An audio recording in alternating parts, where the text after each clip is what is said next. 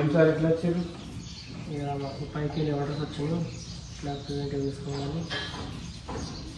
ఆర్మూర్లో పిలుపునిచ్చుకుంటే కాంగ్రెస్ వాళ్ళు ఆర్మూర్లో పిలుపునిచ్చుకుంటే ఈడ పోలీసులను పంపించి ఇది ఏం ప్రభుత్వము, ఏం జరుగుతుంది తెలంగాణ రాష్ట్రంలో?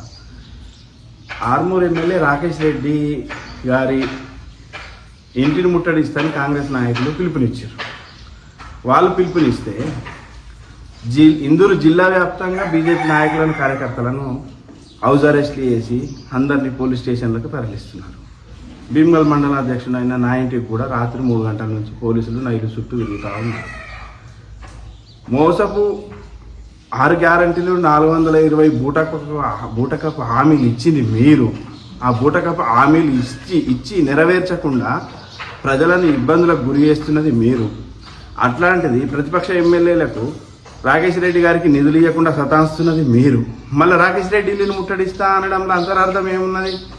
పోనీ ముట్టడిస్తుందని మీరు పిలుపునిచ్చిండ్రు.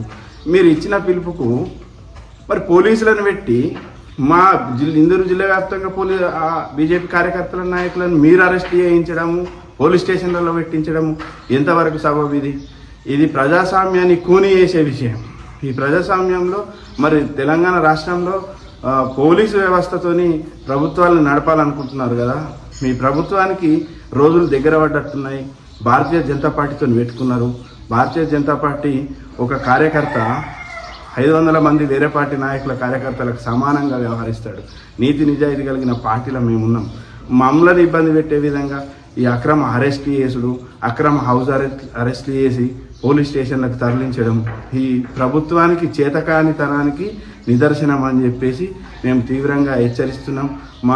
మమ్మల్ని అరెస్ట్ చేయడం ఇది ప్రజాస్వామ్యాన్ని కూని చేయడమే. ఈ అక్రమ అరెస్టులను మేము తీవ్రంగా ఖండిస్తున్నాం. జై శ్రీరామ్.